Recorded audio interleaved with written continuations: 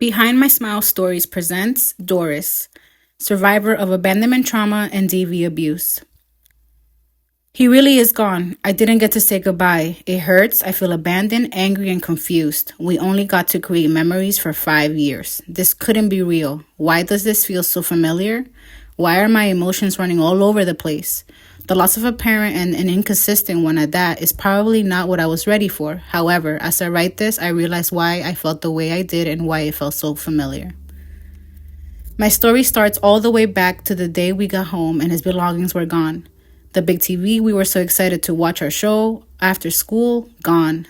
Did someone break in? Where's our father? I feared this day would come after all the arguments. My mother called everyone, including family in Colombia.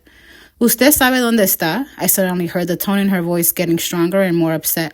She is crying and I'm still wondering what's going on. ¿Cómo no sabe dónde está su hermano? I still remember being in the room while she was on the phone and then leaving the room, and I assume was to go keep my younger brother company. He was 6 and I was 9 years old at the time. From there, all I remember is hearing her cries, Celine Dion on replay, and comforting her with orange juice. Our summers were always spent in Colombia with my dad and his family for a month, and then my mother's side of the family for a month. Summer camp was too expensive, and I cherished that I got to indulge in my roots in this way. I didn't know this would suddenly change again. A woman and her son were waiting for us, and now my dad isn't with us. I was only 9. I didn't think to mention this to my mother. My aunt, his sister, insisted we step in the car with her while he left with this mysterious woman. No te preocupes, es una prima. Don't worry, she's just a cousin. It now made all the sense 9 months later when I found the anniversary card in my father's drawer of his new apartment. However, it had only been maybe 2 months since he moved out. I still didn't fully understand, but I now did mention it to my mother.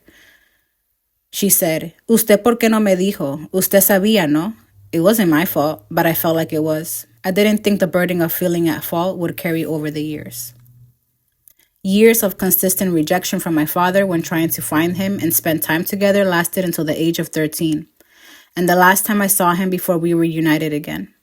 I finally accepted and let go when I was able to get hold of him and he didn't recognize me. In a matter of 4 years, he forgot who I was. I said, "Hi, papi." "Doris? Hola, ¿cuántos años tienes?" "I just turned 13 last week, papi." "I am sorry, I don't have money. I only wanted to see you." I didn't want money. His new family was his priority. The snowstorm of 96, we walked to school and he drove by without offering a ride. As always, this new woman was suddenly always in the picture. My father was no longer the one I could hug and ask him how work was. My father was no longer the one who took photos of me because I loved to pose in my dresses. That void was filled. However, I didn't recognize that tolerating and allowing so much to occur was masked by the desire to fill that void. At the age of 13 was the first time I ever allowed that boundary to be crossed. It was a 16-year-old that was close to me who crossed that boundary. I was alone and once again blindsided and didn't know how to respond. I told him no, but he insisted.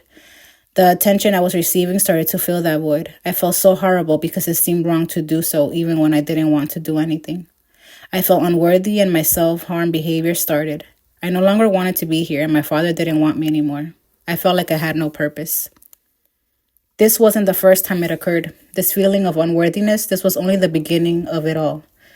As a child, I faced abandonment, bullying, and rejection. As a teenager, I faced 2 suicide attempts and unimaginable heartbreak. However, that heartbreak was minimal compared to those as an adult. I faced emotional, mental abuse through constant manipulation and infidelity. Ultimately, I faced the worst any parent of a daughter would fear, physical and financial abuse. I didn't realize that the last relationship had me trauma bonded and became educated through social media about narcissism. I took my pain and turned it into power, and the more I connected with like-minded women who understood, the less alone I felt.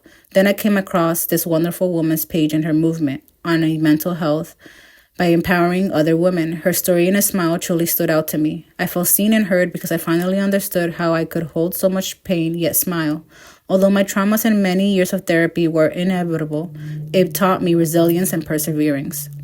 Meeting more women online inspired me to pursue what I long ago wanted, my business, and even more after a time in my life that I was constantly told how much I had failed and that I wasn't good enough.